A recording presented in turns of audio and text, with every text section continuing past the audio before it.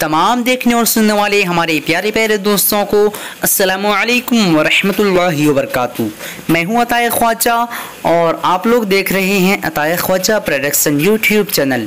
आज मैं इस वीडियो में आप लोगों को बताने वाला हूं शरीफ नाम का मायना क्या है।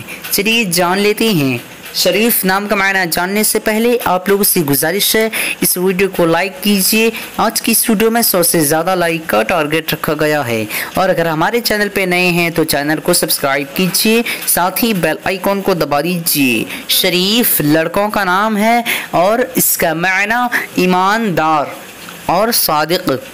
आज की इस वीडियो में बस इतना ही। अगर आप लोगों को ये वीडियो पसंद आई हो तो अपने दोस्तों के अंदर में लाजमी शेयर कीजिएगा और अगर ऐसे ही नए मीनिंग जानना चाहते हैं तो वीडियो पे लाजमी कमेंट दीजिएगा।